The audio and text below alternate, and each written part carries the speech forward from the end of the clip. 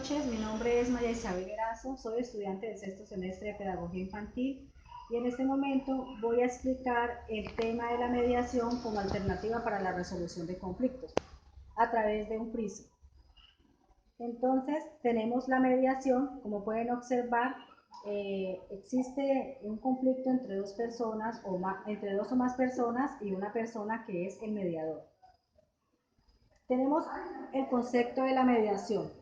Dice que es un proceso voluntario en el que ofrece la oportunidad a dos personas en conflicto de que se reúnan por una tercera persona que debe ser neutral y que en este caso va a realizar las veces de mediador para hablar sobre su problema e intentar llegar a un acuerdo.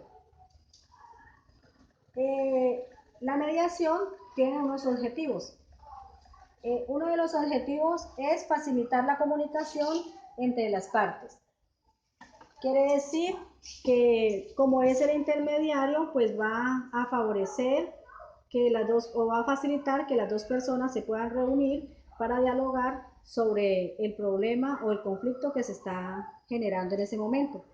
Crea un espacio en el que no existe coacción, es decir, que ninguna de las partes se ve obligada a asistir o a realizar este proceso a través de la mediación.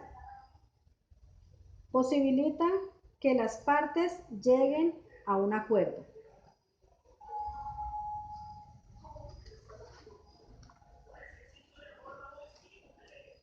La mediación tiene algunas características y dice que debe ser un proceso voluntario, o sea, las dos partes deben de estar de acuerdo en realizar este proceso, que es confidencial, quiere decir que ninguna de las partes, ya sea el mediador o las dos personas o tres personas involucradas en el conflicto, puede revelar el proceso que se está llevando o el problema que está generando estas personas.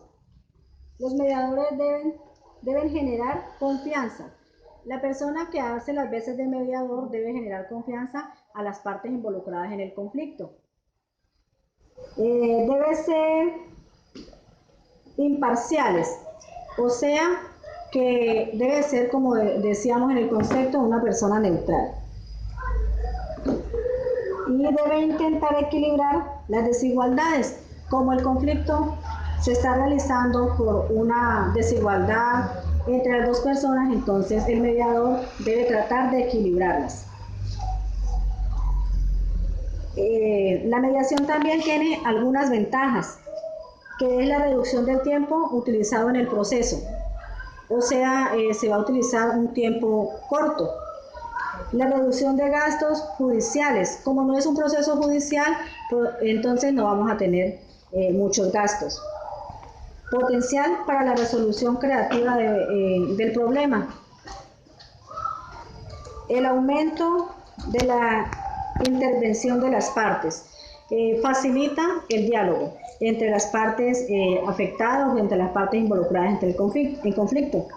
También tiene unas desventajas, que es falta de capacidad del conciliador, puede crear problemas. Si el conciliador no es una persona capacitada o que tenga la capacidad de diálogo y de intervención para las dos partes, pues va a afectar el proceso de mediación. Se duplica el tiempo si no se llega a un acuerdo. En caso de que a través de la mediación no se llegue a un acuerdo entre las partes afectadas, pues va a duplicar el tiempo para poder solucionar este problema, porque van a tener que llevarlo a otra instancia. Entonces, como pueden observar,